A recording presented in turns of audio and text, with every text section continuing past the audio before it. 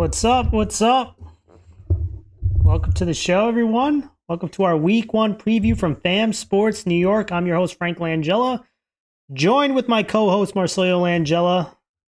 Mars, we are at Week 1. I know a lot of teams played in Week 0, but we are officially in the regular season of Section 1 and the Hudson Valley Football League. How you doing? Well, man, I mean, we made it to Week 1. It feels like it's been the ultimate grind, and I'm just glad that we finally get to pick some games, and I can try to improve my record. Yeah, absolutely. As you know, this is 5 years, right? Or is it? Yeah, 5 years that we've been doing this. Almost going. I think six. Yeah, six. It's almost. I think six. Six back in 5 live show years, 6 years total, because we spent the first year kind of just doing social media. But want to welcome our audience. We appreciate you guys for tuning in as always. This is our first live show of the year. And a couple things, if you're new here, guys, make sure you hit that thumbs up, hit that sub button if you haven't already. Share this out to people that you might think enjoy this type of content. We're going to be talking about Section 1 football and the Hudson Valley Football League. And what we'd like to start off by doing before we dive into the content, just kind of give an outlook of what can expect from our live stream. We're going to be talking big questions that come up from last week, questions that are thrown in the chat, sent in through our Patreon. So we'll address a big question that was sent in our Patreon here and any questions that go into our chat. Obviously, we're not going to address questions like who do you think is going to win this game, because we're going to pick those games. So don't worry about that. That's at the end of the show. We're also joined by a special guest that we'll talk about before in an interview I did yesterday, and then we will go into our game picks. So that's how it's going to work. Obviously, you guys can throw your questions in the chat. We obviously always appreciate interacting with you guys. Obviously, keep things at a PG level. Sometimes as the season goes along, we like to look at some of the memes that you guys create. We'll broadcast those on our show as well if you guys send them in and if they're good enough. So you got to make sure you put a little bit of effort in there. And we'll be looking at the league as the season goes along. But since it's Week 1, we're not going to get a ton of that. So that's all the announcement, guys. Now, before we dive into the big content, we do have to give a quick shout out to our sponsor for this year's show. And so I'm going to put their logo up on the thing and give a quick, just a quick word from our sponsor and appreciate our sponsors. They're sponsoring our shows the entire year, and that's Salem Ridge Construction. Are you or someone you know looking to remodel your home? Well, we have the perfect group to satisfy your needs. Salem Ridge Construction offers a wide array of remodeling services, from kitchen remodeling, bathroom remodeling, patio and deck building, as well as construction for residential and commercial properties. They service folks across Westchester County, Fairfield County, New York City, and Bergen County. You want your home to reflect you, and Salem Ridge Construction are the perfect partners to achieve that. For more information on their offerings and prices, please visit their website. We will also post a link of their website in the description of this video. And thank you to our sponsors. So appreciate you guys at the Salem Ridge Construction Group. And now let's dive into it, Mars. The first things first, we're going to address the big question of the week. And if you guys have questions, make sure you throw it in the chat. We'll answer them after the big one. But the big question delivered by our Patreon member, and I think it's a really good one. What is your biggest takeaway from the Iona Prep versus Somers last week? And Mars, the biggest takeaway from me looking at last week going into this week, I go on two fronts. One, the Somers front, and then the other is the Section 1 front. I'm not going to talk about Iona Prep. We don't cover the Catholic Football League. One thing I'll tell you about Iona Prep, they're very good. That's one thing I will give them. They are big. They are fast. Just overwhelming for Somers. But I give Somers a lot of credit. A lot of teams that I know going into Week 0, there's quite a few programs that will look for the weaker opponent, right? They'll look for teams that are half their size. They're in a smaller league. There's not the same football program that they are, to try to get a tune-up game. It's like when you see in college football where you're fighting, like Alabama's playing Jacksonville State, what does that benefit Alabama? It doesn't, right? What does it benefit those giant programs? It doesn't.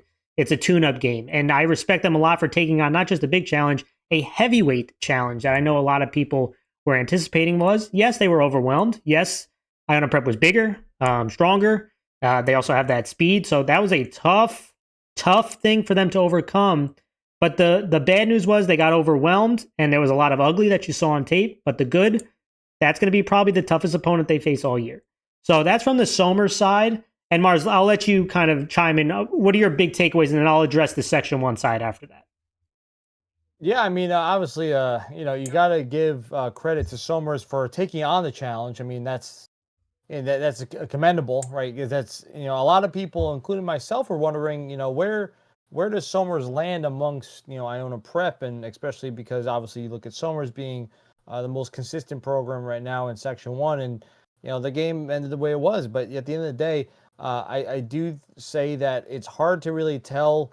Because I've heard people, and this is like bizarro land. I've heard people go, "Wow, look at Somers. They got beat up by Iona Prep," and I'm just like, well, what are we talking about here? Like what like I'm no nothing against Iona Prep, but like they are in a league of their own in a way. And Somers definitely, they are the kind of top tier in Section 1. So I don't necessarily think it means anything negative towards Somers. The biggest thing that I would be concerned with would be health, like walking away. When you play against a top tier opponent like that, the one I guess you'd say the possible issue could be a player could be injured, right? And then now you're playing against your league opponents, and that could be a big problem. So I do agree. It's almost like that other end, like you mentioned earlier.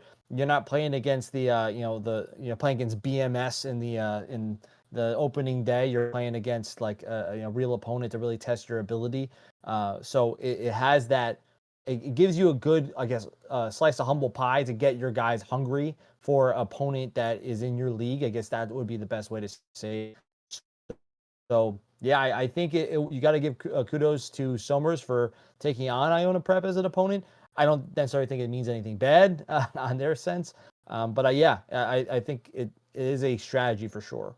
Yeah, and I'll just address this from the Section 1. I do think you should see these matchups more often. You saw Rye beat Monsignor Farrell a couple seasons ago, which, again, to me shows that top of Section 1 can play some of the top Catholic League schools, but they're not at the top level, the Iona Prep level. And for a lot of reasons, right? Iona Prep, when we were in the Catholic League a couple years ago, Mars, coaching, I remember discussions were talking about salary caps. I mean, they were the top teams talking about trying to implement a salary cap. That it just it's a different world than the public world. I mean, they're talking about the money that they can throw around to entice young athletes to come and play for their program.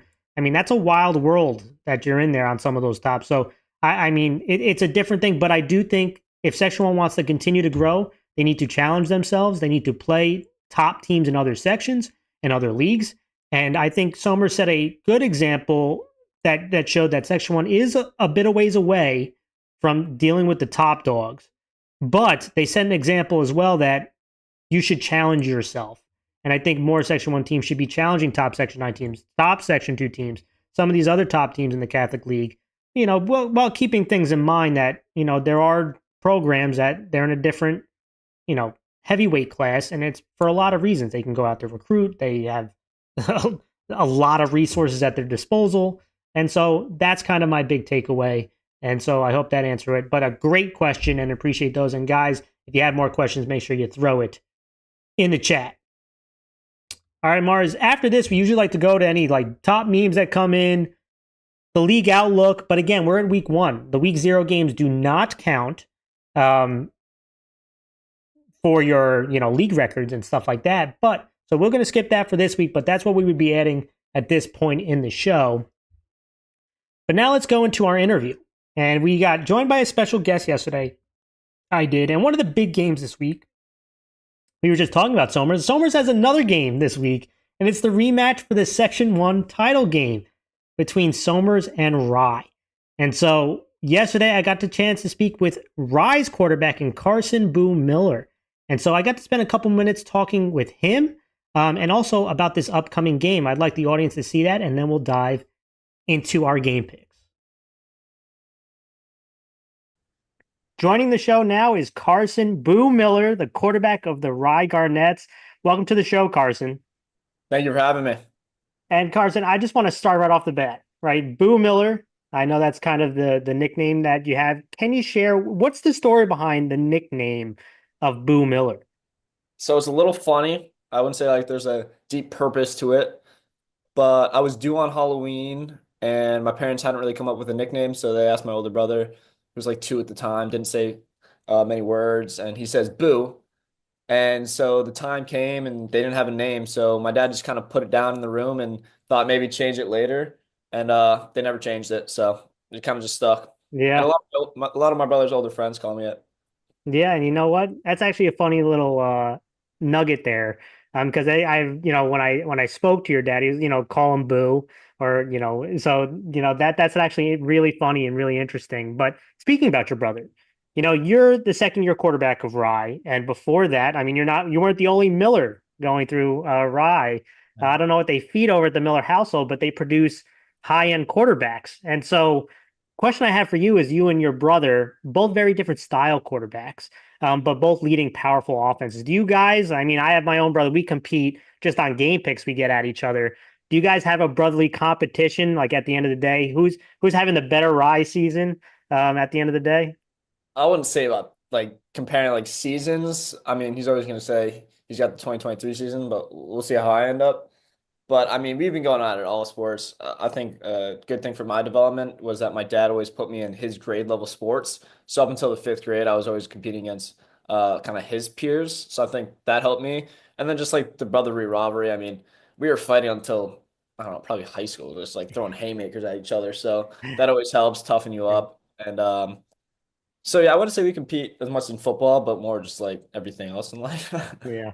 It's kind Of of a little course. more There's fun. always a brotherly love, but that comes with the that Yeah, comes with it. Absolutely. 100%.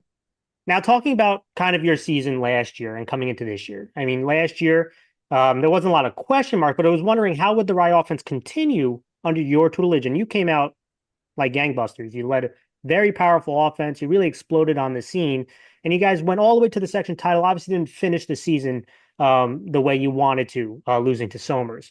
And so the question I have is, what was kind of the biggest learning? What did you learn the most from last year, from yourself on things you needed to improve on, and the team as a whole heading into this year? Obviously, a great start, putting up 60 something points.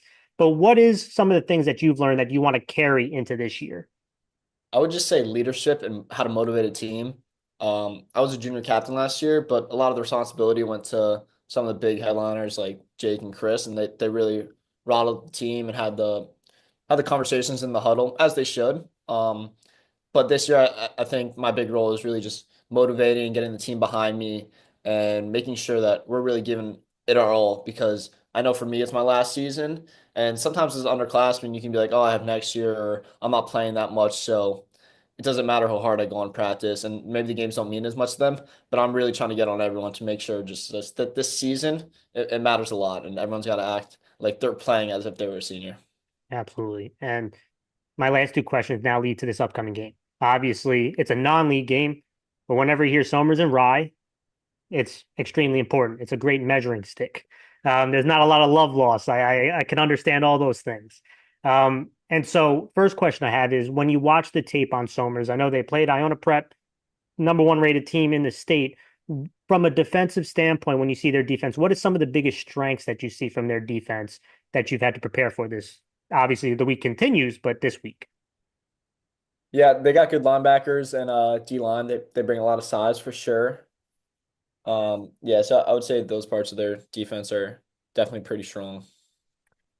And so now I have to ask for you yourself, for your offense as a whole, for your team as a whole, what do you guys need to do to give yourself the best opportunity to win this weekend? You just got to go hard. You got to take that loss personal if you were there or not, and you just want vengeance on the seniors that lost that year. So it's really just the mentality. You got to bring it every play. You got to go after them, and no matter what happens, as long as we go out swinging, that's really what we got to go out with. Yeah. And I'll just end with this, Carson. I love asking quarterbacks this because there'll be future quarterbacks watching. You'll have some of your colleague quarterbacks watching this. What do you feel now going into your second year? And you've been playing quarterback a long time. What do you think is one of the most important traits to have as a quarterback that maybe someone watching this that you would want to express to them?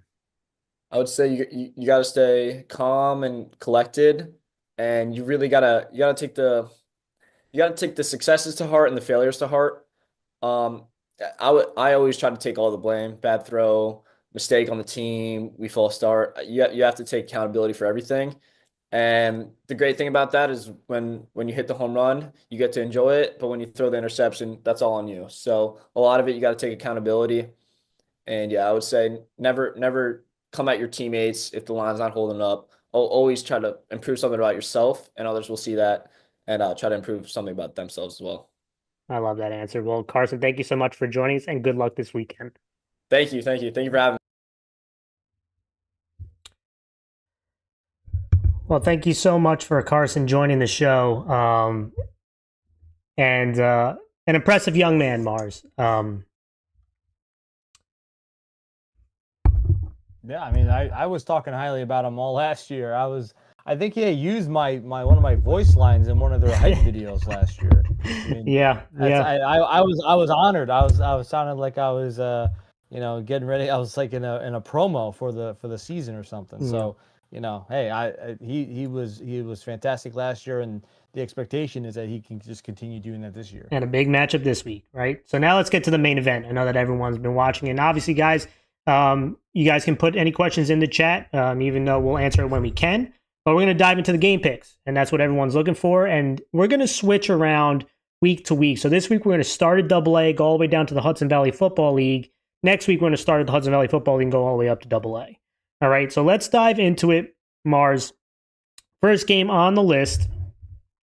AA matchup. It is league matchup. Arlington, who's 0-1 at Mamaroneck, who is 1-0.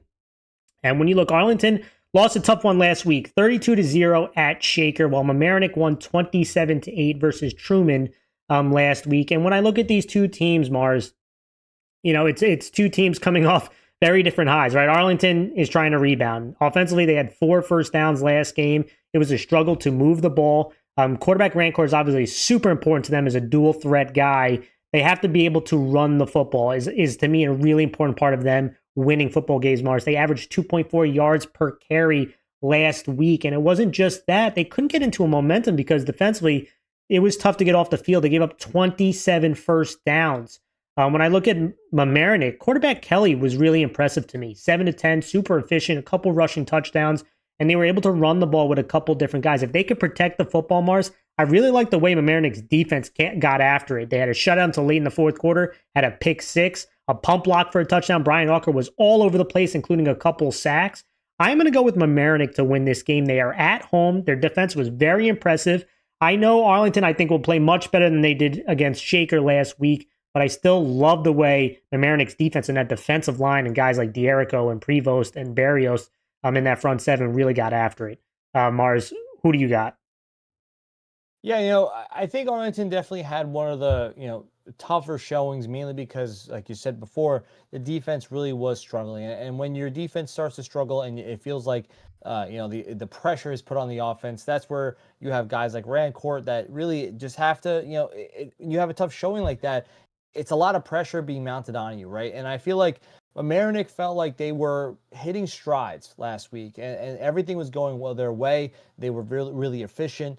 Kelly was protecting the ball. He was not making any brash decisions, and you had kind of a united effort between both the defense and the offense. Were both efficient in what they were doing. So I think with that being the case, I think Arlington needs more time to develop, more time to really get things going. And I'm gonna go with Mamaroneck at home. Everything's been going well for them. I feel like this week is going to do the same thing. Yeah, and before we get that, Mars, I forget, we want to get over 80% correct. One of us has to get over 80%. We're competing with each other, but we also want to get hit that milestone of getting over 80% of picks correct. Not easy to do. I forgot to say that before our picks went down. But let's go to the next one. Another AA matchup. We have league game. North Rockland 0-1 at Clarkstown South.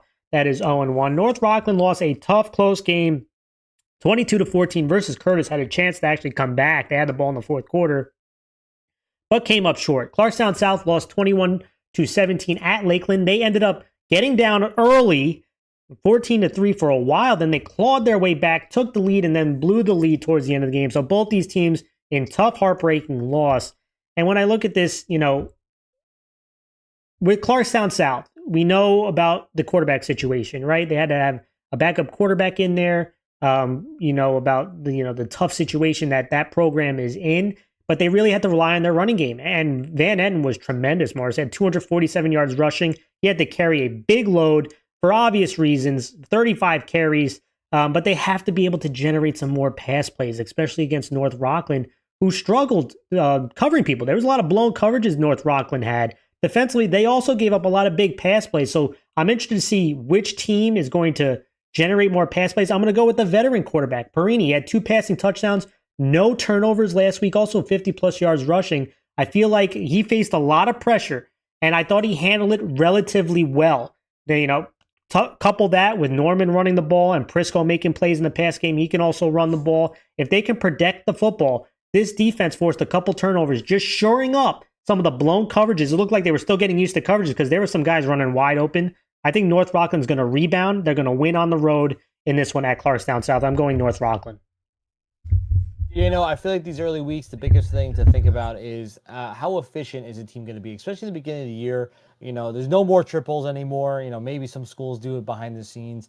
Doubles are usually shortened nowadays. And so now you see in the first few weeks, the mistakes are mounting. And so both these teams last week had moments where they had to climb back or they blew a lead or whatever it may be. And I just feel like that the fact that South heavily relies on their run game to really kind of carry the offense, I just think North Rockland has more of a dynamic system that they have right now. And I just feel like with that being the case, between that and I feel like it's just going more for them right now. I'm going to go with North Rockland as well. I feel like that's going to be the team that wins this week.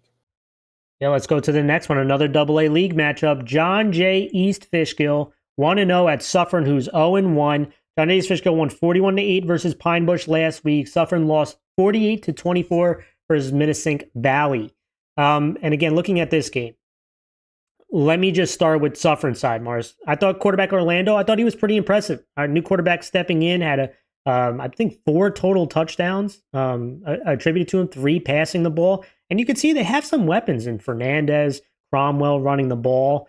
So this could be an offensive spark because you look at John Jay, quarterback Lawrence, he had 3 passing touchdowns last week. Nate Johnson is a big threat guy, tall receiver who again, he's got blazers on him. He can run by a lot of people. Cal Cogni had a rushing touchdown. This offense can really attack you passing the football. The question I have is defense. Suffern gave up a ton of points, 48 points last week. And now can they generate enough pressure against John Jay East Fishkill? I don't think so. I mean, I think John Jay's offense is impressive. Suffern's offense was impressive. But John Jay's defense, Mars, was really good last week. If they could play that kind of defense all year long, I think John Jay's Fishkill can cause a lot of problems for teams. That mixed with their passing offense. I'm going to go with John Jay, Mars. Yeah, I know I feel like I'm saying the same thing as you, but I think John Jay's Fishkill is going to win this game. I feel like the biggest concern I have for Suffern is the defense, and John Jay on the opposite end was scoring at will, right? And so it feels like they were hitting on all cylinders. They were really efficient. They had their offense and rush offense were really just dominating. So I just feel like they just have more weapons right now. I'm going to go with John Jay's Fishkill. Next up, another league matchup. We have New Rochelle 1-0 at Scarsdale. Did not play a game. They are 0-0. And this one's, I think, one of the most intriguing ones this week in AA. I look at New Rochelle, and they won 46-8 versus East Ramapo. Really impressive victory. Again, they didn't have a win last year. They came out blazing. They were explosive last week. That offensive line was moving people. They had multiple 20-plus yard plays. And it starts to me with their running back in Morales. He had 2 rushing touchdowns. Parnell, the quarterback, did miss some opportunities, but he still delivered. And I tell you what, Stevenson and Hamilton were really impressive athletes out there. You saw some New Rochelle speed. Coach talked about before the season, he believes they were faster, and you saw it on display out on the football field. Defensively, they were also generating a lot of pressure up front. Stevenson had an INT as well. With that, though, I'm going to go with Scarsdale. I think Scarsdale is one of the surprise teams this year in AA. It feels like they're an incognito. You don't hear a lot about them, but they have a couple of backs who I think are super impressive in Brennan and Krupkin. If they can figure out the quarterback spot, going to be a new quarterback. If this offensive line is gritty, I do think that they'll be able to move the football running it, which that's what they love to do. Stay ahead of the chains, control the clock. If this defense is anything close to last year, which was the number 1 defense in AA in points allowed for most of the regular season, I think they can generate a lot. Listen for defensive lineman Green to be very active. I am going to go with Scarsdale to win. I know historically New Rochelle owns Scarsdale. Scarsdale won this matchup last year. I think they do it again this year, Mars. You see, I'm in a really tough spot. I do think that Scarsdale is going to be one of the teams to beat in Double A. And when you look at history, it tells you New Rochelle has owned this rivalry, right? Yeah. They've absolutely owned it, 12-2 in the last games that they played. Scarsdale, it feels like they've been kind of on that turn, right? They've been kind of dominating. They had some really close games last year, and really an upset by Mamaroneck got them to not make it to the section title. And so when I think about this game, and maybe, man, I was struggling with this all day thinking about it. A part of me wants to say I want to go with New Rochelle because of the fact that New Rochelle in the past years has struggled to have an offensive line that's going to be moving people, but they were able to do that last week against East Ramapo. And that's something that I feel like if they can send a lot of heat against Scarsdale, as long as they're disciplined, then they can kind of cause a lot of problem with this option. I just think Scarsdale right now has a lot going for it. I think its defense is really good. It's going to be the big deal here. Are they going to be as good as last year? Are they going to be really efficient with their run game? Are they going to get close to the sticks, and then they can own the time of possession? I mean, that's going to be the big question for me. I'm going to have to do it, but I'm going to go with Scarsdale. I'm actually in between. I thought you were going with Neuro. You're. I'm debating it, man. I'm like in the middle. Give me your final answer. Man, I don't know. I'm gonna go with New Rochelle. Actually, I'm changing my mind.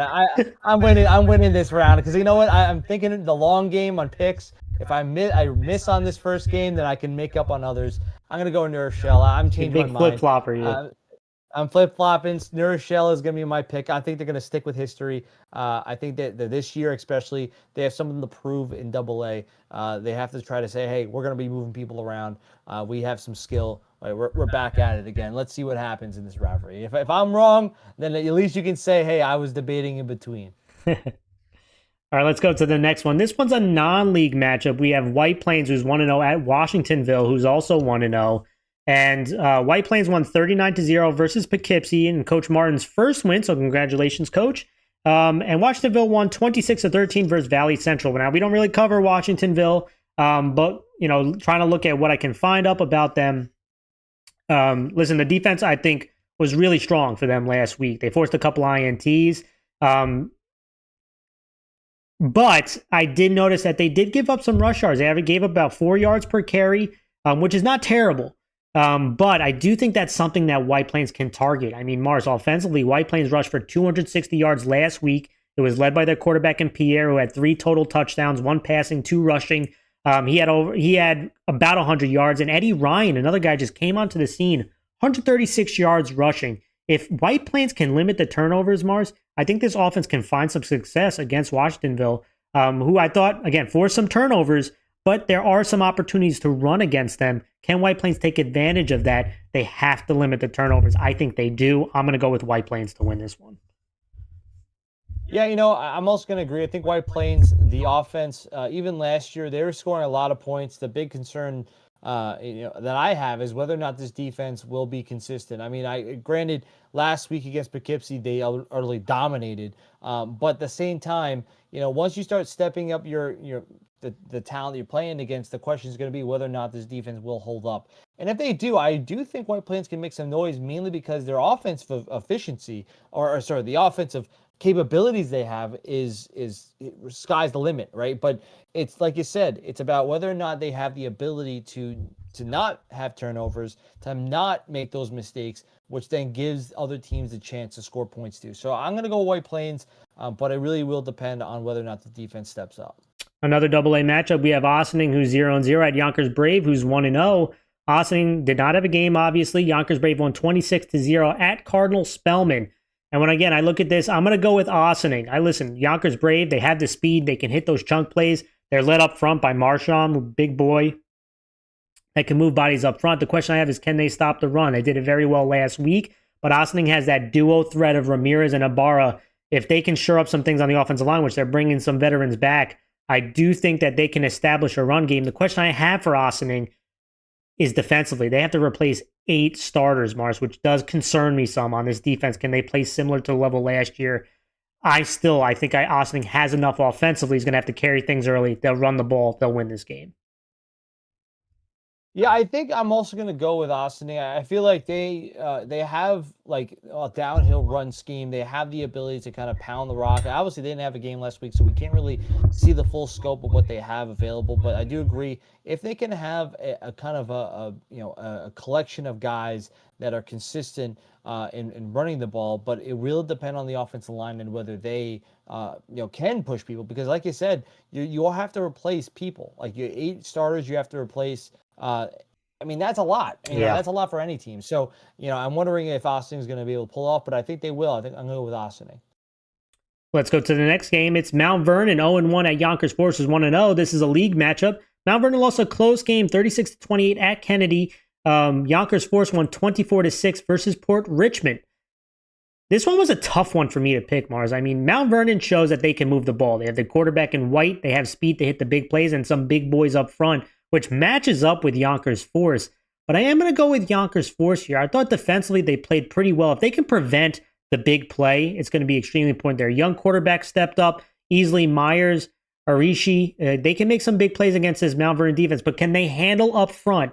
I know they got the size. It's going to be a tough test. Mount Vernon likes to be very aggressive defensively. If they can limit the turnovers, I do think that they have enough to win at home. That's why I'm kind of leaning, because I was mixed. I was going back and forth like you were on the other game, but I'm going to go with the home team. I think Yonkers Forest wins it. Yeah, I'm going to go Mount Vernon. I think that, like you said, that there is kind of that what if factor, right? That what if factor, and that's going to be my Yonkers Forest defense. I feel like they really do need to continue to play well for me to really pick them in this game. I think Mount Vernon has size. They have the ability to move the ball on offense. They have speed that is killer speed. And so if they can get to the outside and make some plays, then I do think Mount Vernon will win in a close game. And I think that's what's going to happen. I'm going with Mount Vernon here. Let's go to our last AA game, and that is East Ramapo 0-1 at Ketchum, who is 1-0. Ramapo lost 46-8 at New Rochelle. Ketchum won 10-6 versus FDR in a very close game.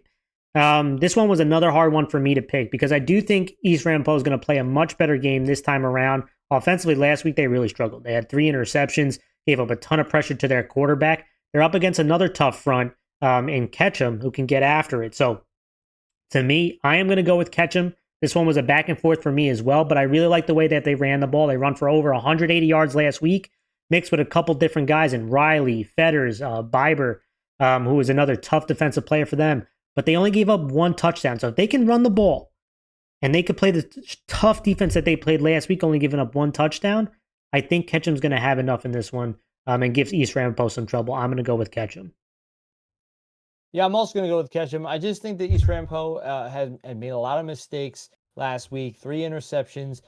If they haven't really been as efficient with keeping the ball out of the opposing team's hands right now. And I feel like, as I mentioned earlier in the show, in the first few weeks, you're going to see probably the worst and sloppiest football from most teams. Right? Yes. And I feel like, especially in the very beginning, unless East Ramapo has a complete turnaround, then I feel like you might see another week where you're still going to struggle. Maybe not as bad, but still have some struggles. And I think Ketchum is just going to, they're going to make less mistakes, and I'm going with Ketchum here. All right, guys, those are our picks for AA. And don't worry, guys, this is all going to be posted on our channel after the show. If you missed anything, you can always go back and rewatch it. We are now going to move to A, but this is a good way to say, hey, guys, if you haven't done so yet, hit that thumbs up, hit that sub button. Share this video with people you think might be enjoying this content. And don't forget, guys, you can contribute by going into the chat, dropping your questions, telling us who you think is going to win in these games. We always love interacting. All right, Mars, let's continue. And now we're going to talk A. First one up, we want to talk about, and don't mind, this is coming from game day 1. I don't think they updated their standings. So don't mind the record. Some of them are a little off. I'm sure it'll be updated soon. But just wanted to give you guys a visual on the games that we're talking about. And the first one I want to talk about, it's non-league week for A. All these teams are playing non-league, but they are crossovers, and they're actually important because depending on how well the crossovers go, if one side wins over 75% of their games, they get an extra playoff team, which I actually really like. If you're going to do crossovers, make it matter. And so I do think that these actually matter. They don't matter in your own league, but they'll matter in the overall structure of the league, obviously with playoff implications. So I do think that was a good idea. And so I do think more leagues should do that. But let's start with it. Fox Lane 1-0 at Lakeland, who's 1-0. Really interesting matchup for me. Fox Lane won 12-2 versus Greeley. Lakeland won 21-17 versus Clarkstown South, and one of the big upsets out of week 0. Real interesting. I went back and forth a lot with this because it's two teams that are pretty different from each other. When you look at Fox Lane, they wanted to establish running the ball. I thought passing the ball, they struggled. I mean, they went, 7 of 21 passing last week. So I know they had a passing touchdown, 2 passing touchdowns, actually, I believe. But at the end of the day, the efficiency just wasn't there. But they ran the ball well. And Cerroti ran the ball well. Rudolph can make some plays. They ran about 4 yards per average per carry. And Brockhammer and Momola, they can make some plays receiving the ball. But can they find that efficiency passing is going to be the big question. Defensively, you're going to see, last week they faced a ton of condensed formations versus Greeley. Now you're going to see them versus the spread, and that's where it comes to Lakeland. Quarterback Laperta was very impressive. He had over 200 yards passing, 2 touchdowns. He also had 46 yards rushing and a touchdown. I know coming in, the question was quarterback. He really answered in week 0. If he can duplicate that, we're going to start really seeing an offense that can really churn out some chunk plays because they got a couple of receivers like in Ray and D'Erico who can make some plays for them. Defensively, they did give up a lot of rush yards. So Fox Lane likes to run the ball. As I mentioned, over 250 yards rushing they allowed last week. The defense of Lakeland's got to step up, right? They got to step up, try to get Fox Lane into passing situations. With all this in mind, I am going to go with Lakeland. I think it's a very close game, but I'm going to go with the home team. If this offense can have the efficiency like they did versus Clarkstown South, I think they can make some noise against Fox Lane, but they have to be able to stop the run better. I think they will this time around. I am going to go with Lakeland. Yeah, I'm going to also go with Lakeland. I just feel like the fact that, when you have an efficient passing system and you have a quarterback that is really hitting on all cylinders, you have the ability to make some big plays, right? Especially in Section 1A, those passing teams that really have been efficient and can really just throw anywhere across the field, it's really hard to stop them. And I do agree with you. I think Lakeland's defense definitely has a challenge this week. I feel like that if I was coach, I'd be, saying, hey, we gave up 240 yards last week. We can't let that happen again, right? And that would be kind of like the mantra for the defense because, for Fox Lane, that's what they do, right? They're offensively, they struggle. So if you can limit the amount of, big time, rushes that Fox Lane that is going to get and really just force them to throw the ball, I just feel like Lakeland just has more offensive weapons that they can make big plays, right? And I feel like I'm going to go with Lakeland here. Next up, it's another non-league matchup. We have Brewster 1-0 at Nyack, who's also 1-0. And these two teams played a really good game last year that was close to the wire before Brewster made a couple special teams plays to get them to win 14-7. But when I look at this, Brewster won 26-6 at Columbia last week. Nyack won 20-19 at Kingston. This is an interesting one because when I look at Nyack, Bierfeld played a really strong game at the quarterback spot. He was 12 of 19 passing, had a passing touchdown, did throw an INT, also had a rushing touchdown. They had 4 different guys run the ball. Nyack's got some guys who can contribute in the offensive side of the ball. Defensively, they made some timely plays. McGrogan kind of leading the way for them. Aiden Swan made some plays in the secondary. When I look at Brewster, they did not play with Trey Fakar, their running back, who is so important for that offense. So a lot of pressure had to go on their quarterback in Prohaska, especially running the ball. They ran for over 200 yards, and that was without Fakara. So I don't know the status there, but Prohaska had 3 touchdowns running. Passing the ball is what the big concern is, especially when they don't have that balance. But this offensive line is going to need to be physical against the speed of Nyack. Defensively, it was a very strong performance. They were led by McKinney. They were led by Martinez. They had 3 INTs last week. Because of the defense, I am going to go with Brewster. I think Brewster's going to win. I am concerned with the offense on, again, if Fakar is not playing, can Prohaska carry that load again and throughout the season? That's going to be tough. But I think Brewster has enough this time to go on the road, especially defensively, to win this game. I'm going to go with Brewster. Yeah, I think I'm actually going to agree with you here because of the fact that the defense of Brewster last year, this year has been their main staple. And I feel like if you have a really good defense that plays discipline, that brings the heat, that makes every team's life more difficult. And as much as Nyack has speed and they have big playability for sure, I just think Brewster's defense has, I think, more that can limit Nyak's big plays, and then Brewster's offense. And it is a question of concern about whether or not, Vaccaro will be, how is he doing? Is everything fine? Because if you do have those two guys between, Prohaska and Vaccaro, between those two guys together, your offense does become more dynamic for sure, right? So the question is, what is the health like for the running back? But I do think the defense of Brewster will step up, so I'm going to go with Brewster. Let's talk about the next game. Yorktown 0-1 at Harrison, who's 0-1. This is a non-league game, and both teams trying to rebound from some tough performances in week 0. Yorktown lost 35-14 versus Nisa Una. Harrison lost 49-14 for Shenandoah. So both these teams, again, and I say this, and I probably should have said it at the top, and Marge, you said it, week 0 is always a tough read because, again, practices are shorter. You're not doing triples. There's less practices in total.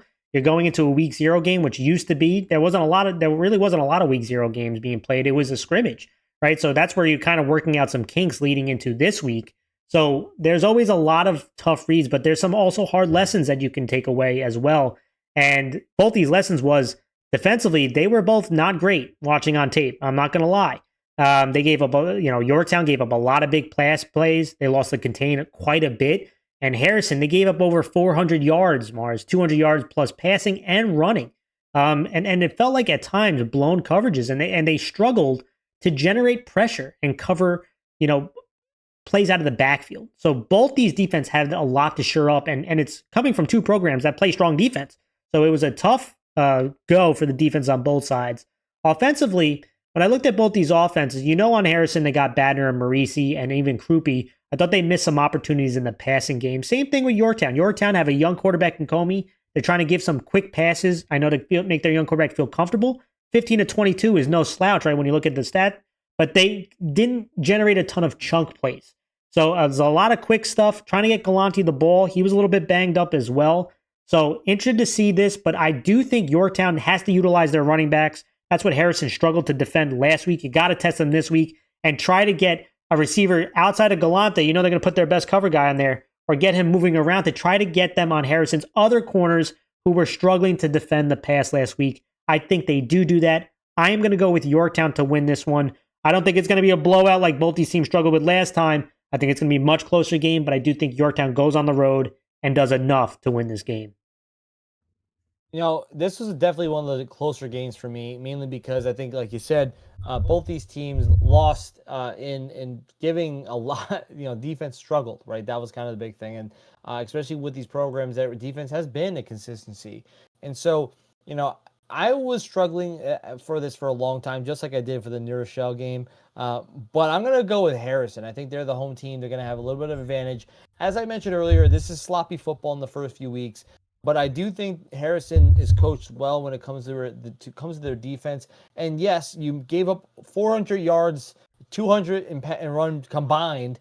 But if you have any sort of momentum or motivation, it should be that I will not, if I was a defense coordinator, I will not allow for this offense to get all these yards and get all these points again and make it a point of reference for this defense to say, we will not allow that to ever happen again. And maybe that gives the motivation. I think Yorktown should be saying the same thing, but I just think the home team does get an advantage. I think this is definitely going to be a close game, but I'm going to go with Harrison. And third down was a big struggle for both teams. Who's better on third down is going to be a big indicator here this time around as well.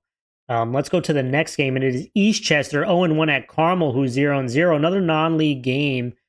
These two teams have not played each other in over 21 years. I mean, again, Carmel's coming down to A. Eastchester is an A team.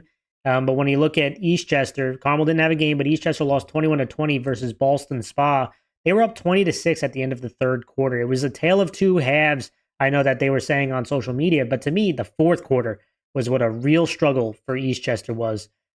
Defensively, a very strong performance for pretty much 3 quarters, but they gave up big time chunk plays in the passing game in the fourth quarter that pretty much cost them the game.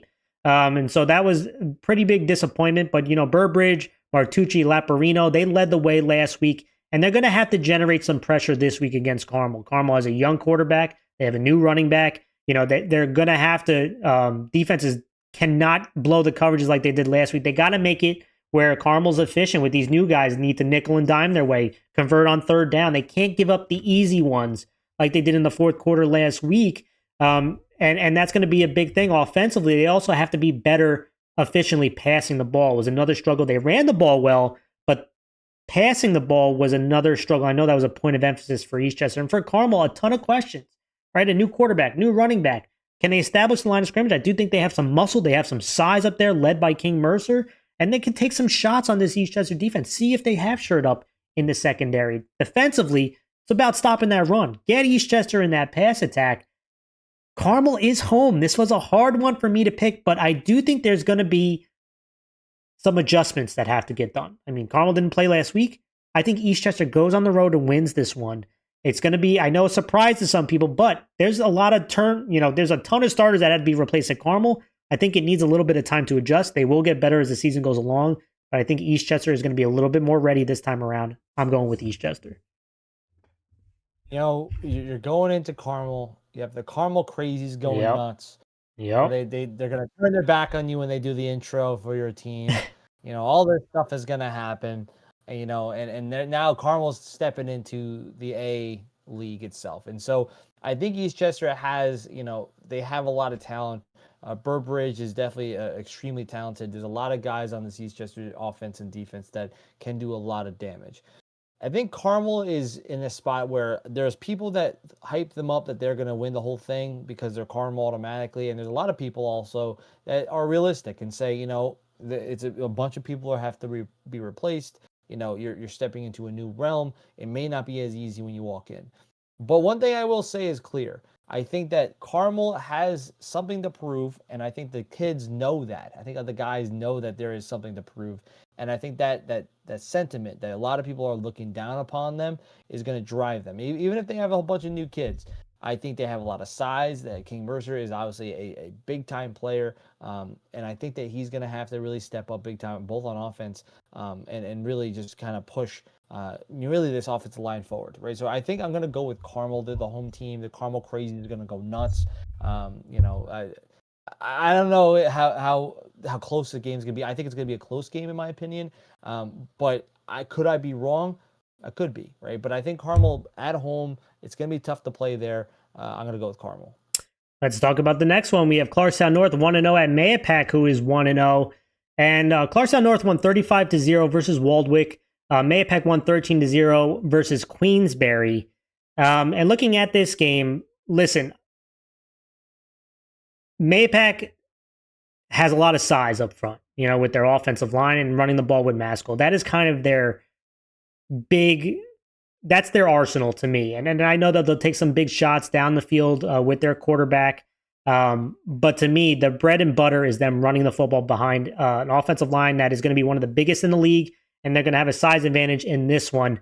But they did have a couple turnovers. They have to play a much cleaner game. They had an INT. They had a fumble. But Maskell is obviously their star. They'll move him around out of the backfield as a wide receiver. They'll move him, again, running the football inside, running the football outside. And defensively, Matt Benavenga had 3 sacks last year. The defense forced a bunch of turnovers. They had a pick 6. They made things difficult for teams last week. Obviously, the big thing is them containing the quarterback of Clarkstown North and Kavanaugh this time around. When I look at Clarkstown North, Kavanaugh, I just mentioned him. 252 all-purpose yards last week, 5 total touchdowns. Guys like Ferenzi and Mulakal and Gabai, that they have some skill guys. But can this offensive line hold up against the size of Mayapack? I know there's a lot of people talking about Clarkstown North here, but I am going to go with Mayapack. Mayapack is 9-1 versus Clarkstown North. The last time they lost to Clarkstown North, Mars, was in 2015. That is 10 years ago. I mean, from a historic standpoint, Clarkstown North has to go into Mayapack and win, which they haven't done in 10 years. So I'm finding it tough for them to handle the size of Mayapack, and I think that's going to be a huge factor in this one. But I will say this. For Clarkstown North, I know that there's been discussion, how real is Clarkstown North? This is a big moment for their quarterback in Jack Kavanaugh, who I do think is one of the best players in A. If he goes on the road and puts on a show and Clarkstown North wins, then we're starting to see if Clarkstown North is real. But they have to show that they can beat these teams that a lot of people don't believe, and now I just picked against them, like myself, can beat. Because again, you hear a lot about, but you're 1-9 versus Mayapack, right? Can you go into Mayapack and win? I don't think they can this time around. I'm going to go with Mayapack. One of the biggest things I've heard so far this season is that a lot of coaches are saying that if it's not Somers, it's not Rye, it's Mayapack that has the best chance to win the section this year. And that's a big say, because Mayapack has never won a section title. They've only been to one in what, 15, 20 years. If you really go back when you were playing, I mean, yes, you're old. I was on the team when you're old as sin. So I was it's playing gotta be a long time since that's happened. So at the end of the day, Mayapack, with a lot of hype behind it, it has a lot of big guys, a lot of playmakers on this team. All the stars are aligning, right? And so I'm going to go with Mayapack just because I'm thinking to myself, there is a lot of expectation with this team, right? And it's almost like you said before, Mayapack has utterly dominated Clarkstown North in this, how they play against each other. Yes. So I'm expecting Mayapack to win. I think their offensive line is really going to start moving people. The defense has to step up. Kavanaugh has a lot of talent, but I'm unsure with how big the size of this team is and a lot of the weapons they have. I don't know if they're going to be able to pull it off, but I'm going to go Mayapack. Yeah, if they do, I do think you should really start taking Clarkstown North serious, but it would be an upset if they win.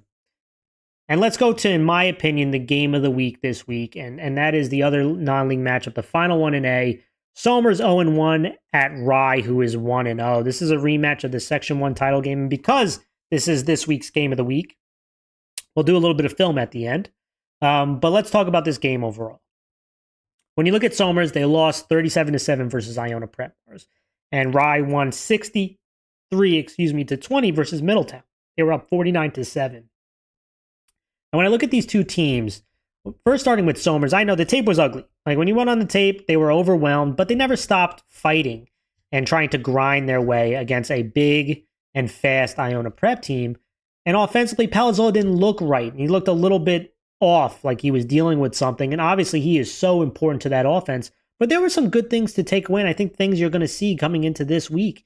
And that's their quarterback in Iglesias. He had a passing touchdown. I know he had an INT, but he faced a ton of pressure. But he showed his ability to utilize his legs to buy himself some time, keeping his eyes downfield, also making some reads on that solo touchdown. He did a really good job of reading the defense and finding the one-on-one coverage and delivering a nice ball, and that's something you can take away. This offensive line obviously needs to step up and play better this time around, and I think they'll have that opportunity this time around. And their running back, Valencia, number 23, I thought he stepped in and made some nice plays for them. So there were some good takeaways here. I know when they're playing Rye, you're going to see how they're going to play Palazzolo. And from that point in time, that's when they're going to start dictating things. They're going to look for, obviously, they're going to try to motion to get Palazzolo opportunities. But when they get bracketed, what they did last year versus Rye, they ran the ball. Are they going to do that again? If they get these light boxes, they're going to use their strength. Or they're going to find some of these other receivers in Violante, Jimenez, with single coverage opportunities and take advantage that way. Defensively, listen, taking away the big play from Rye is the big thing. Rye likes to be very aggressive. And so if you could take away those big plays and force them to dump it down, can you be efficient for it? Can you, take what the defense gives you? Or are you going to try to force it in there? And this defensive secondary can make some plays against them, right? Because this is a good secondary in Somers. Can they make some plays against this tough Rye offense? I do think, again, keeping their quarterback in the pocket, forcing him to dink and dunk, will he allow himself to do that? Take what the defense gives you? I don't know for 4 quarters. And when you look at Rye, obviously Miller starts things off.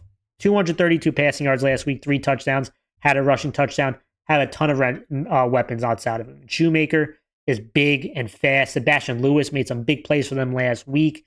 You have Strigliano and Fenton. And then running the ball with Garnett, he came in and ran the ball with some physicality. So you have a bunch of weapons. Can this offensive line handle the front 7 of Somers is, to me, a big question. And defensively, what are they going to do versus Palazzolo? In the first half, it worked, their plan last year in the section title game. But then Somers made the adjustment. Okay, you're going to bracket him, take him away, we're going to run the ball. I feel like Rye has to do a better job of mixing up these different coverages versus Palazzolo, mixing up what they're going to do versus Palazzolo. So that's going to be, to me, the big question here. Mars, what are your thoughts before we go to the film room? I mean, this is an age-old rivalry game. I mean, these two teams have always matched against each other, whether it was the section title or whether it was in the state playoffs. I mean, these two teams were always going to battle. And Somers, as much as though they lost against Iona Prep, I mean, they're playing against a team that's like in a whole different realm. You know what I mean? And, like you said, they battled, they grinded. But I'm not really concerned about Somers when it comes to are they good enough. I have no qualms about that. I don't think there's going to be a question. I do wonder, though, how much of their health has been impacted with playing against Iona Prep. As you mentioned, Palazzolo didn't seem necessarily up to complete, 100%. But, when you look at Rye, they were firing on all cylinders. I mean, you already talked with Carson Boo Miller. I rave about him from last year. I'm going to probably rave about him some more. He's a weapon, right? He can really do it all, right? He can throw across any part of the field and he can throw it on a dime, on a rope. But it's not just him. There's a lot of other guys out there that make a lot of plays, like Schumacher and many others. So it's interesting to see how this game's going to be. You could look at Somers and say, yeah, they battled against Iona Prep, and they might be just hungry, that they just want to, inflict pain on people out there. While Rye might be saying, hey, we're confident. We dominated Middletown. We dropped a 60 burger on them. And I was I was taking a double look when I saw the score of 63 points. But, it's an interesting matchup because these two teams have always battled against each other. Yeah, and Somers front seven, I know, again, with the Iona Prep, it's easy to say, oh, they got pushed around. Somers' front seven is tough. And Kennedy leading with the linebacker spot, it's not going to be easy to run the ball versus them for Rye. So, again, being smart, taking what the defense gives you. You want to be aggressive, but not too aggressive where you're forcing things. And I do think Somers could take advantage of that aggressiveness like they did in the section title game last year.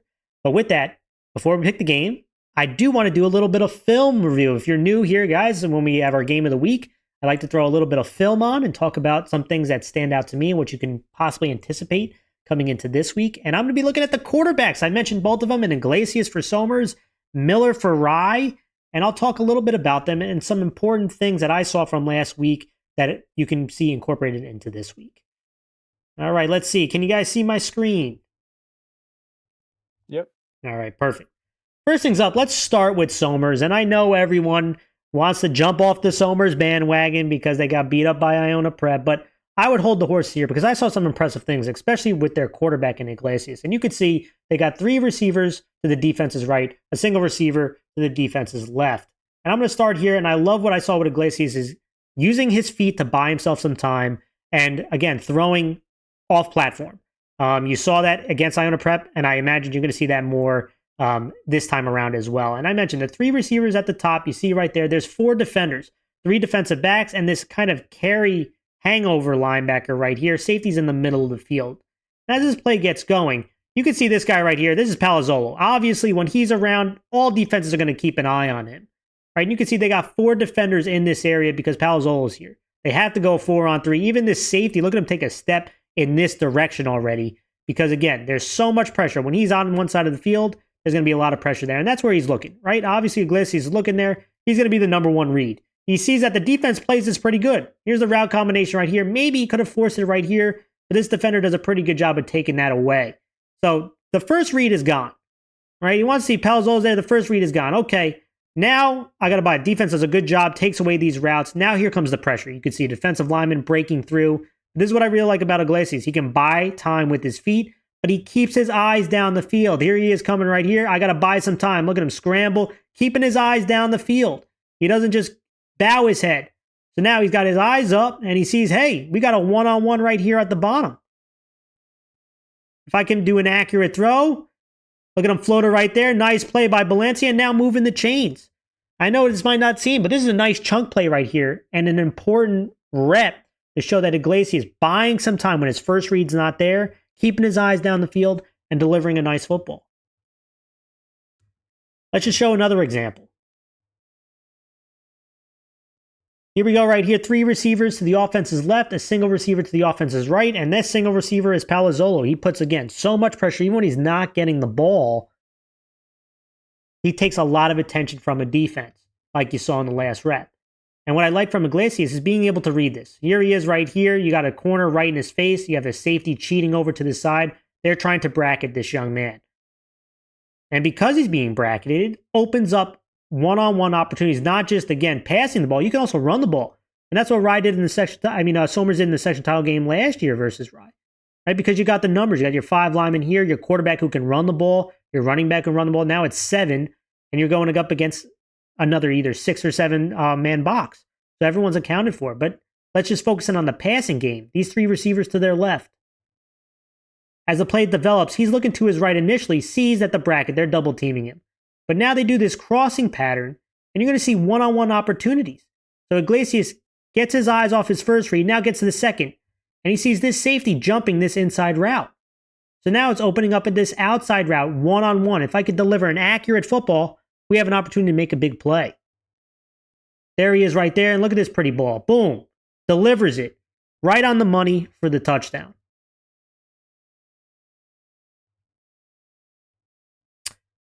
So that was Iglesias. Now let's talk about Boo Miller up on the Rye side.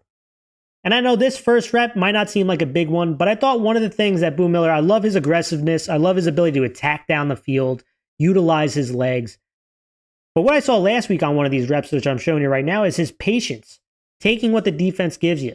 Something that was really important if they're going to upset Somers this week. And you can see this wide receiver is motioning to the right. And as this play gets going, he's going to be driving himself to the right, and you're going to see these different routes. Obviously, Boo Miller loves attacking deep down the field.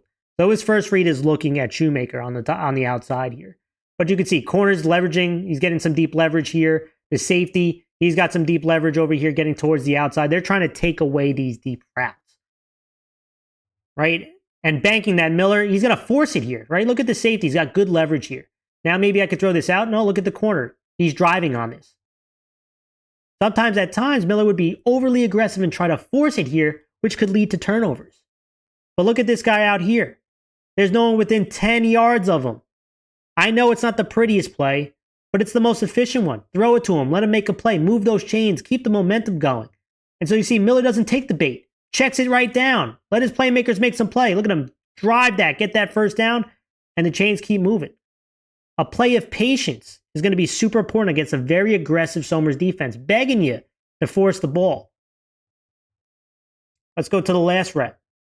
Obviously, what makes Miller special is his ability to move with his legs.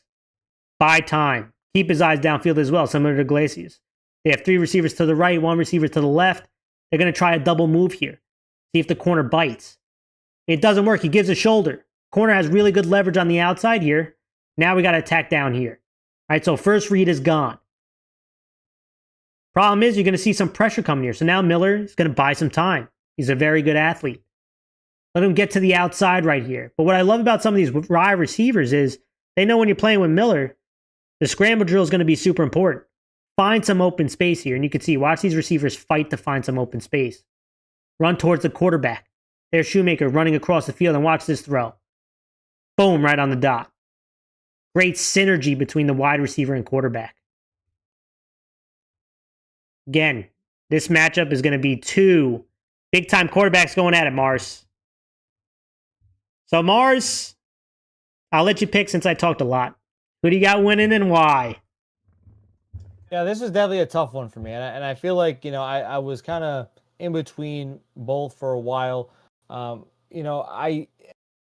not going to judge Somers because of the fact they play against Iona Prep, right? I mean, that's already a thing that's a side issue, right? But the one thing that I am concerned about is health, right? And you go against a team like that size, that aggression, right? You don't know what the health is, a lot of these guys, especially Palazzolo. You already know that Rye is going to prioritize doubling him and making sure that he doesn't get any sort of opportunity. And that may open up those other players to get some big hits. But I think that Rye also did learn from last year, right? I think they did learn that, all right, if they did bracket Palazzolo, then there's going to have to be something that they can count for because Somers is going to do the same strategy over and over again. And I think that there's a better chance that Rye will win this week. And then if they meet again later on, that Somers will win the second time. And I'm going to go with Rye. They're at home. All right, they're playing against Somers. They're firing on all cylinders. And it feels like they had a game last week that it almost felt like it was over by halftime, right? It was like what 49 to 7 at half. I mean, they didn't really have to do much. While Somers was battling, like they were fighting the whole game, right? And I felt like Rye kind of had more of a, I guess you would say, like an ease of feeling because they just dominated and that was it, right? Now maybe that might give Rye too much confidence going into this game, possibly. But I also think Rye is not going to fall into that because this is a rivalry game. So I'm going to go with Rye. It's a tough game. It's always tough. I respect both programs. I think both programs are very talented. Boone Miller talked about it. Revenge is on their mind, right? Now they get Somers at home coming off a loss. This feels like a perfect opportunity for that revenge. But I say that as in, listen, I think Somers is big. I know they're going to want to run the ball better than what they did last week. And if you're going to bracket Palazzolo, I feel like you need to have an adjustment here because if you're going to give those super light boxes, Somers will challenge you running the ball. Iglesias showed on some of these clips that he'll go to other receivers and give them those one-on-one opportunities. Can Rye win those battles if they're trying to take away Palazzolo? And you can only take away him for so long. With that being the case, I think this will be a high-scoring game. I am going to go with Somers. I think Somers rebounds. When was the last time Somers went 0-2? I can't even recall when that happened, but I do think Somers rebounds this time. I still have a lot, no matter what happens in this game. I have a feeling both these teams, it ain't going to be the last time they see each other, but I do think Somers is going to win. I just think you're going to see them rebound, especially up front on the offensive line, on the defensive front seven. I think that's where they're going to win, is in the trenches, and they're going to win this game. I am going to go with Somers. All right, that was gang. Let's dive into the BCD League. Let's do it, Mars. We're going to be rattling these. And guys, obviously you can throw your comments in the comments section if you have any questions. But let's keep going, Mars. We're going to rattle these off. That was our game of the week. This is a BC matchup, league matchup. We have Briarcliff Hamilton football program 1-0 at Valhalla, who's 0-0. Briarcliff Hamilton won 21-6 versus Albertus Magnus. Valhalla obviously didn't have a game. And when I look at this game, listen, I'm going to go with Valhalla. I love Birch on the offensive side for Briarcliff Hamilton football program. Had 180 yards rushing and a rushing touchdown, also a receiving touchdown. Alomar passing the ball was also pretty efficient, and this defense forced some turnovers. But Valhalla has a beast named Foyset running the football. I think they're bringing back a couple guys on that offensive line that I talked about in our preview. And if this offensive line can be anywhere close to what they were dominant last year, I think they're going to run the ball very well and look for quarterback McGinty to take the next step to me, passing the football, being more efficient, putting more on his shoulders.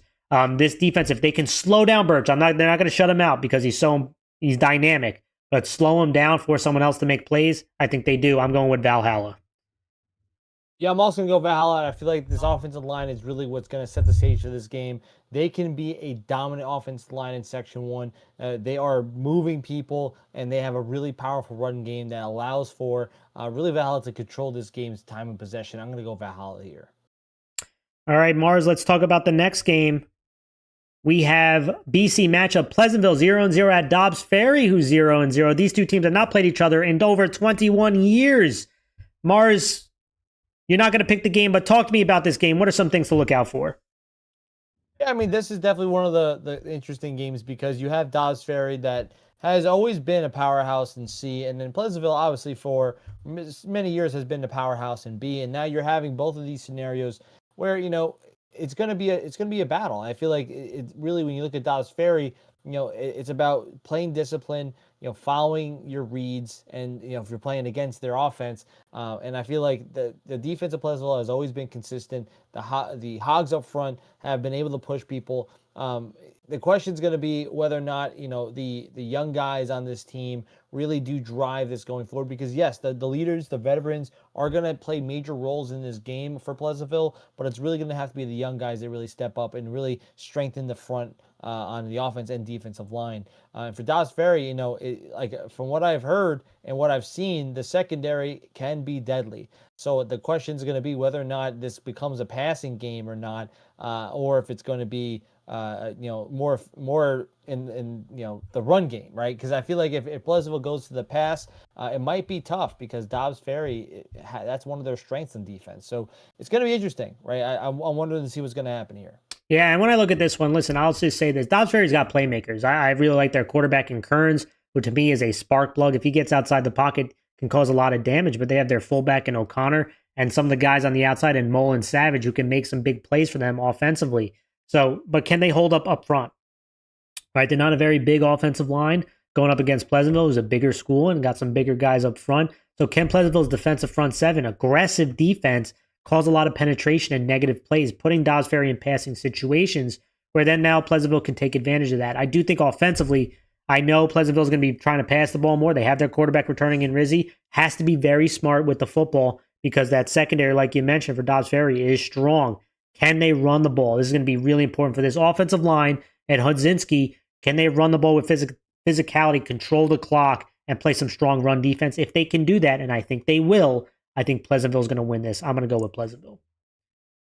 All right, let's go to the next game. We have a league matchup. Irvington 1-0 at Pelham, who's 1-0. Irvington won 25-8 at Hastings. Pelham won 14-0 versus Peekskill. And for this one, I'm going to go with Pelham. I liked Irvington's offense last week with Callahan, who had 3 passing touchdowns. Nirati, the wide receiver, was dynamic. He had 3 receiving touchdowns. So obviously it's going to be really important for them, that dynamic duo, to create a lot of plays. But can they protect the quarterback is going to be the big question for me. I think Pelham's defensive front, they had an INT last week. The secondary will be tested. I do think they generate a ton of pressure here. And offensively, Reese on a lot of rollouts had a lot of success. Can they run the ball? Can they be efficient on the rollouts? I think they will. I'm going with Pelham. Yeah, I'm going to agree. I think Pelham has, the advantage of the defensive front. Really, if they can control the line of scrimmage, that will cause a lot of disruption. That will cause the secondary to feel a little bit at ease, right? Because, like you said, they're going to be tested a lot, right? But if this defensive line really does step forward and really causes the quarterback Callahan to make some mistakes, then I think that Pelham's going to have an easy game. But I'm going to go Pelham. Let's go to the next game. We have Edgemont Blindbrook football program, who's 1-0 at Putnam Valley, who's 0-1. This is a BC matchup. Edgemont won 22-12 versus Woodlands. Putnam Valley lost 26-6 versus Hen Hud. Another interesting matchup for me, but I'm going to go with Putnam Valley. Offensively, they run the triple option. It's a new system for them. So you saw some kinks in the armor, but I tell you what, Tarrant was tremendous. I think he had 170 yards rushing last week. Super explosive. If they can hold things up front, he'll have a lot of success, I think, again this week. But can they do enough out of the play action? That's the question. They didn't do enough last time. Defensively, they have to do a better job of stopping the run. I think they will. I really like that combination from Edgemont from Rosen and Marino, who had 3 touchdowns combined last week. But I do think they're going to struggle to stop the triple option. And I think Putnam Valley is going to pull the upset at home. They're going to win this game. Yeah, I do agree. I feel like when you do the triple option, as you mentioned, and I think I said it a bunch of times, it's the early weeks are always the sloppiest in the season because of the lack of triples anymore. And so when you get more opportunities to run the triple option, you do work out the kinks. You do work out the problems. So I feel like Putt Valley is going to kind of restabilize themselves. They're playing at home. They're playing under the lights, or they're playing in front of the fans. And I think that's going to give them a lot of momentum here. And I think that they're going to win this game. Let's go to the next one. It's a B matchup. Really interesting one to me. One of the best ones. Pearl River 1-0 at John Jay Cross River, who did not play a game. They're 0-0. Pearl River won 34-14 versus their rival Tappan Zee. And again, looking at these two teams, obviously Pearl River offensively, they have a really strong quarterback in Lanise. He had 3 touchdowns last week. And you saw a question was some of these other guys, who was going to be some of these other stars on offense? Connolly had a receiving touchdown. DeFabio had a receiving touchdown. Gray running the football was also really strong. So again, you saw some of these skill guys come up. Can this offensive line, if they could protect their quarterback, now you're going to see them make some big plays. Defensively, they're up against a dynamic receiver. Going to be interesting at the quarterback spot what happens. But this defense had a couple INTs last week, including a pick 6. I do think if they can generate some pressure on a young quarterback, they'll be able to make some big plays against the young quarterback on John Jay Cross River and give their offense some more opportunities. For John Jay, they have that dynamic receiver in Ryan. They have a great running back in Rinaldi. They're coming down to B. So I do think up front, they'll handle things a little bit better. But the inexperience at quarterback gives me a lot of hesitancy. And so I'm going to go with Pearl River to go on the road and win. John Jay is another team I think is going to get better as the time goes on. Things get more comfortable, especially for the young quarterback. But I do think Pearl River wins this one on the road. I'm going Pearl River. Yeah, and it feels like we're kind of agreeing a lot here, but I'm also going to agree with Pearl River. I think that, like you said before, Pearl River has a lot of top talent. I think their defense is going to really have to step up. They did had 2 interceptions last week, and I feel like that's going to be the big indicator for me on how this game goes. John Jay Cross River obviously coming down into B. They're going to be a spread scheme, or they're going to be having a lot of outside runs. They're going to do some throws. But this defensive front for Pearl River is going to have to really step up, and I think they will. I'm going to go with Pearl River here. Yeah, I'm expecting Cross River to get the ball out of his hands to Ryan real quick. Right, I don't think they want to hold on to the ball too long, especially against Pro River's a defensive front. And as King saying, Mars, don't worry, you're not going to go 0-1 for week 1. Well, we shall see, King. We shall see. Let's go to the next game. This is a BD matchup. You don't get that too often, but you have Nanuet 1-0 at Tuckahoe, who's also 1-0. And Nanuet, I'm sorry, did not 1-0. They're 0-0. They didn't play a game. But Tuckahoe won 14-7 versus Chester last week. And when I look at these two teams, this one is really interesting because for Tuckahoe, they're not a huge team, right? They're a D school, but they have those weapons. They ran for over 230 yards last week. Connolly leading the way, 197 yards for him and a touchdown. Bryce, obviously, super efficient passing the ball. That dynamic duo is very impressive. And Gentry also making some plays on that end. But how can this offensive line, who played well last week, handle the size and physicality of Nanuet? Obviously, Nanuet doesn't have 6'5" guys, but they are thick. They are physical at the point of attack. They can really get after you. And so that's going to be the big question if they can run the ball. I think it's going to be a bigger game for Bryce trying to pass the ball on this defense. For Nanuet, they obviously starts with running the ball with Kemp. Can this offensive line move the tough front seven of Tuckahoe? Serlo was super active for Tuckahoe last week. He's going to be a big part of trying to run the ball against him, is blocking him up front. This one was really tough for me to pick because I like the second defensive players that Nanuet has. The dynamic Tuckahoe players with Bryce and Connolly. But I am going to go with Nanuet. I just think Nanuet's got a little too much size, a little too much physicality. I think it's going to be a low-scoring game, and I think they do enough. My big concern is them passing the ball. Nanuet, who has struggled to do that consistently, I think they do enough. I think Nanuet goes on the road and wins a low-scoring game in this one. See, I'm going to be a little crazy. I'm going to get a little wild. I'm going to go with Tuckahoe, right? I think this is going to be one of the first ever D teams to beat a B team. A bigger B team. I think they played before. I think a B has played before. They played them before, but a bigger B team.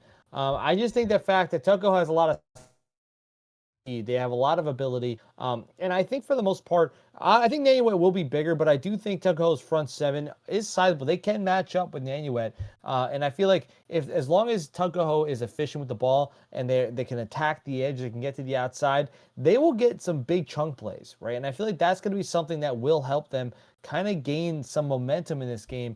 And I think Tuckahoe is going to go up early, right, in the first half, and then Nanuet's going to have to try to climb their way back. And just the way their offense functions, they need time to do that. Then you need to kind of own the time possession to really climb back in the game. So I'm going to go with Tuckahoe here. All right. Next up, we have Hastings, who's 0-1 at Rhinebeck, who is also 0-1. And Hastings lost 25-8 versus Irvington. Rhinebeck lost 16-6 versus Portchester. Rhinebeck's on a short week. Their game was this past Monday. So interested. I did not see William Van Rohen, who did not play last week. He is such a big part of Rhinebeck's offense. Gattegno, who had a rushing touchdown, obviously trying to pick up the load, but they had a costly turnover in the red zone last week that really put dampers on them. And defensively, really struggled versus the run. They gave up, I think, was it 3 or 4 15-plus yard runs last week. Have to be much better versus Hastings. But can Hastings run the ball with consistency, especially on the outside? Because Hastings gave up also defensively a lot of big plays in the passing game, especially covering a big-time wide receiver versus Irvington. So if William Van Rohen plays, it does help them a lot. It's always tough. We don't get injury reports. I'm going to go out on a limb here because things are a little close. I'm going to go with the home team. I'm going to go with Rhinebeck. I do think you're going to see them be a little bit more efficient, hit some more big plays. I'm going to go with Rhinebeck to win. Yeah, I feel like I'm also going to go Rhinebeck. I have to roll with the team. But joking aside, I think they do have, they do have a lot of guys, skilled guys that are on the offense that they can make some plays. I think the biggest thing that the defense really needs to step up here, right? I feel like they need Yeah. to really slow down the run. They really need to kind of limit the big plays. It's really going to be, in my opinion, it might be a close game, but because Ryan is at home, I'm going to give them the advantage. I'm going to go with Ryan. So William just told me that he'll be back week 2. So I hope you're feeling better, William. I'm still going to stick with my pick because I'm not a flopper like Mars. I'm staying with my pick as Rynek. But I do think it's going to be a close game. I think it's going to be a low-scoring game. I'm going to stick with Rynek. You sticking with Rynek, flip-flopper? Yeah, I'm sticking with Rynek. I got to stick with the squad here. All right, let's go to the next game. We have Hen Hud, who's 1-0 at Byram Hills, who's 0-1. Hen Hud won 26-6 at Pud Valley last week. Byram Hills lost 45-7 versus Sleepy Hollow. Again, to me, I think Hen Hud is going to surprise some folks. I think they're going to win this game. Parkey's last week had over 100 yards rushing and 2 touchdowns, including a long 59-yard receiving touchdown. Quarterback Rivera Ojeda, being efficient, 5 for 8 passing, had a touchdown. And Byram Hills, Mars, gave up a ton of big plays. They gave up close to 400 yards last week, multiple 30-plus yard plays and touchdowns. This feels like Parkey's can hit some big plays in the run game and also getting out on the edge against this defense. If defensively they can hold up guys like Brown and O'Mara and Valdi, making some plays for Hen Hud, I think they're going to go on the road and cause the upset. I know Byram Hills is going to play better. I know they struggled last week. They had a couple interceptions offensively. I think they'll run the ball better. But I do think Hen Hud is going to hit some big plays and win this game on the road, Mars. Yeah, I do agree. I think that Byram Hills still has some things to work out. They played a really bad game defensively and offensively last week. Offensively, they messed up by giving the ball away. 2 interceptions thrown. They really have to protect the ball. I think Hen Hud, because their offense efficiency has been getting better and better, but the defense has to step up. Yeah. Right? If they can limit the big plays on the run, then I think this is going to be a win for Hen Hud, and I think that's going to happen. Let's talk a CD matchup. We have Woodlands 0-1 at Haldane, who's 1-0. Woodlands lost 22-12 at Edgemont, but it was a close game for a while. It was 14-12 with 8 minutes left in the fourth. Haldane won 14-7 versus O'Neill. Now, this is another real struggle for me because Haldane, their quarterback in Palace, got hurt. Don't know the extent of the injury. Cooper Corliss had to step in at the quarterback spot. And, he made some big plays for them. He was 4 for 7. He's running the ball. But it all starts, again, with that rush attack. Gogler leading the way, 152 yards rushing and a touchdown. Williams had a rushing touchdown. I think if Corliss is the quarterback with Gogler and Williams, it's going to have to be a run attack behind this offensive line against a defensive Woodlands that struggled with some quarterback runs last week. They gave up 3 rushing touchdowns. So look for Haldane to make some plays on the offensive side. I know Dylan Tureen had a touchdown for them for Woodlands. They got to protect the football, but I just think Haldane running the ball is going to be a little bit too much. I am going to go with Haldane to win this game.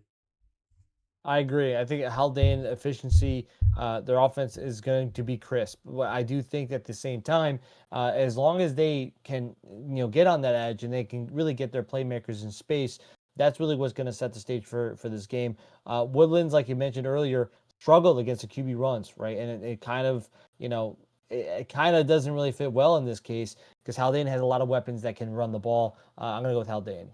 In my opinion, probably the best game out of the BCD league this week. And that is a league matchup. Westlake, who's 0-0 at Bronxville, who is 0-0. Neither of these teams played a week 0 game.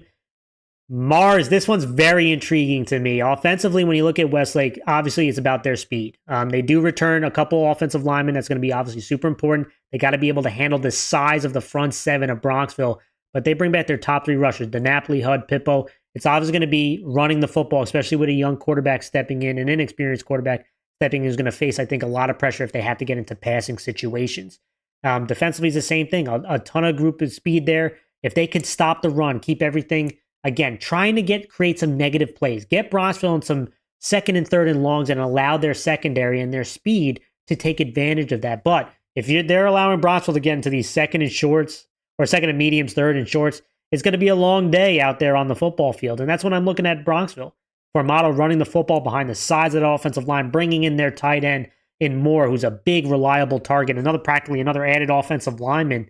And I was very impressed seeing the steps McMurray's taking at the quarterback spot, right? Being smart with the football, not turning the ball over. This one is so hard for me to pick. I like both teams a lot. If you're a Patreon member and you see my predictions, you'll know I like both these teams a lot. I am going to go with Bronxville. I think the defensive front 7 is a little big. I think Westlake at the quarterback spot has that inexperience. I think it's going to hurt them early on, and they're going to obviously improve as the time goes on. But Bronxville's returning their quarterback, has a big front seven. I think they're going to control the game. It's going to be a low-scoring game, but I think they make enough plays at home as well. They are at home, and I think Bronxville is going to win this really intriguing matchup. Yeah, you know what's interesting for this game is that these two teams a few years ago were facing each other in the section title, and it feels like it's kind of been one of those. And even last year, they were the two teams that were kind of dominating in the league at that point, right? And I feel like Bronxville is going to take this win mainly because you look at the team. They have it may not be a high number of kids in this team, but they have a lot of top tier talent. They have a lot of size. They have a lot of speed. And like you said, they Moore is a big target that can make a lot of plays on the offense. He can catch, he can run, and he's a great blocker. So I saw a lot of these things, and I feel like Bronxville is going to win this game. And I think that Westlake has a lot of talent too. Yeah. I just think Bronxville just has more, and I think they're going to get the advantage here. I will say this: if it's a speed race, if it's about getting to the outside, Bronxville will be in trouble with Westlake's speed. But if they keep everything in the box, I do think they have a real chance to win this. Let's go to the final matchup in this league. And to me, another really intriguing one, Mars. Ardsley, who's 0-0 at Sleepy Hollow, who is 1-0. Ardsley didn't play a game. Sleepy Hollow won 45-7 at Byram Hills. And to me, Sleepy Hollow has this dynamic duo, Mars. And Richardson running the ball had 153 yards and 3 touchdowns. And their wide receiver, Onway, 181 yards receiving and 2 touchdowns.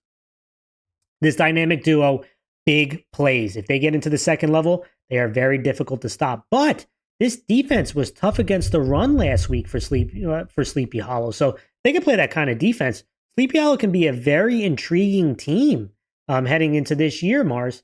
But when I look at Ardsley, look for them to be balanced. They're returning their quarterback in Kaplan, who's a veteran. They have their running back in Dulcine, who's a veteran. And this offensive line, if they can open up some holes for them, they'll be able to move the football, especially protecting the Ardsley struggled early on in the year because they turned the ball over way too much. If they are efficient, not turning the ball over, this offense can move the ball and be super balanced. I'm expecting them to do that. If this defense can just contain the big plays from this dynamic duo, I think you'll see them hit them sparks, but just prevent those 50-yard touchdowns that Sleepy Hollow was just churning out last week. I do think Ardsley has a chance, and I think they are going to capitalize on it. They're going to win this game, but this is an intriguing one. Sleepy Hollow is at home, Mars. So I will say upset alert, but I do think Ardsley wins. Yeah, this is going to be a tough one for me. I feel like, Sleepy Hollow has definitely been improving. And I feel like last week was a really good showing for them. Offensively, they were dominating. I would be surprised if I did pick Sleepy Hollow, mainly because I know they're at home and they really have a lot to prove. But I'm going to stick with Ardsley. They have a lot of guys returning. I think that's one of the biggest indicators for me that they have, a veteran group of guys. And usually whenever that's the case, they usually have a solid base of players. And so I think Ardsley has that capability to be a good team this season as long as they stay healthy. And I think Sleepy Hollow, it's going to be a closer game than a lot of people think, but I'm going to go with Ardsley. All right, let's go to our last batch of games, as that's the Hudson Valley Football League. And let's dive right into it. Let's talk about league matchup Portchester, who's 1-0 at Walter Panis, who's 0-0. And I tell you what, Portchester won 16-6 at Rhinebeck, and they ran the ball well, Mars. I mean, Morel had 2 rushing touchdowns. The offensive lineman was moving people. If they can get Morel to that second level to the outside, he can do some damage. And defensively, they played well in the red zone. But I am going to go with Walter Panis. I think this is going to be a dynamic fight between 2 stud backs. I mentioned Morel on Portchester, but Doherty on the Walter Panis side, I think is going to help lead the way. If this offensive line can open up some holes for him, he'll going to make some big plays too. But defensively, I do think Walter Panis will do enough to slow down the run game. I'm going to go with Walter Panis. Yeah, I'm going to agree. I think Walter Panis, has the ability to do well in this league. The offensive line is going to be the big indicator for me, because if they can open up the lanes and give quarterback some time, then I feel like he's going to make some plays for them. And I'm going to go Walter Panis. I think at home is going to give them the advantage here. Let's talk about Poughkeepsie, who's 0-1 at Croton Harmon, who's 0-0. Poughkeepsie lost 39-0 versus White Plains. Croton Harmon obviously did not play a game. This one was a tough one for me to pick, because Croton Harmon is coming into the Hudson Valley Football League. They do return a bunch of guys. Running back Level leading the way, offensive lineman Jones kind of leading up front, and they're returning 6 starters on defense. But there's so much uncertainty, right? How is Crone Harmon going to face in this new league? Poughkeepsie's got some speed to them. But defensively, they gave up 260 yards rushing last week. I think it bodes well. Crone Harmon is at home. I am going to go with Crone Harmon, although this was a tough one for me because I know Poughkeepsie really struggled last week, but they have, I think, a speed advantage here. But I will go with Crone Harmon. I think they're going to have success running the ball. I'm going to go Crone Harmon. I'm going to go with Poughkeepsie. I feel like when you lose a 39-0 game, there's got to be some fire in your stomach, right? And I feel like that there's going to be some sort of a change up from this team that says, hey, we have the speed, we have the talent. It's now just the defense really needs to step up. They need to play discipline. And usually when you play that sloppy football, right, there's going to be a lot of yelling going on in practice this week. And I got a feeling that the kids are not going to want that type of embarrassed game happen again. I guarantee that. All right, let's talk about the next one. We have Tappan Zee 0-1 at Albertus Magnus, who's 0-1. Tappan Zee lost 33-14 at Pearl River. Albertus Magnus lost 21-6 at Briarcliff Hamilton football program. And listen, I'm going to go with Tappan Zee. I know they were coming off a tough loss versus a rival. I was really impressed with Jack Tobin. He made some big plays in this offense, even in the loss. And Kukla showed he could be a big receiver for them. But can they get more consistent in the run game? 34 total yards rushing last week, Mars. That's not how Tappan Zee wants to operate. Yeah, they'll pass, but they want to run the ball. And I think they're going to have a better chance running the ball this week.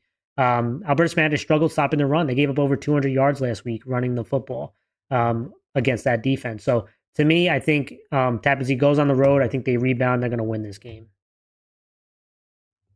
Yeah, I'm also going to go with Tappan Zee. I feel like they're going to rebound. Playing against Pearl River, it's a tough opponent, and I just feel like the offensive line is going to really have to step up here. They have some playmakers at Tappan Zee, but I'm going to go with them to win this game. And for the final matchup, we have Horace Greeley 0-1 at Peekskill, who's 0-1. Both these teams played a tough game. To me, Greeley lost 12-2 at Fox Lane.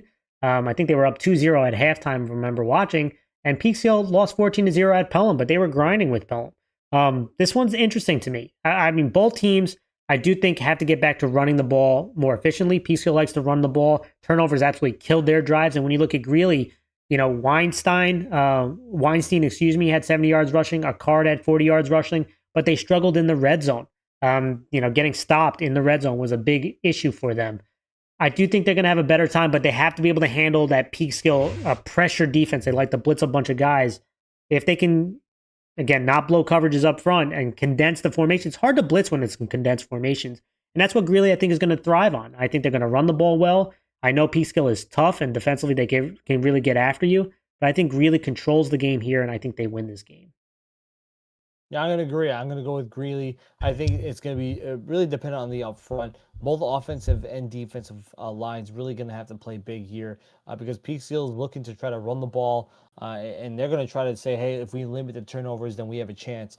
But if Greeley can cause some pressure up front and really just close down the gap, then I think that Greeley's going to have a chance to win this game. I'm going to go with Greeley. Well, that was all the game picks. Thank you guys so much for watching. We really appreciate you guys for tuning in. Obviously, if you haven't done so yet, hit that thumbs up, hit that sub button, and think about becoming a member of our Patreon team. I know tomorrow I'm going to be putting out my top teams of each class, and that's for our Patreon paid members. But you can also join for free where you can get announcements. And also, again, share this, guys, with videos you think, with people who you think will enjoy this stuff. I mean, we really appreciate it. We want to make this live show as fun and entertaining as we can, and we will continue to do that. But thank you guys so much, as always, for tuning in. Enjoy the games this weekend, and we'll see you all very soon.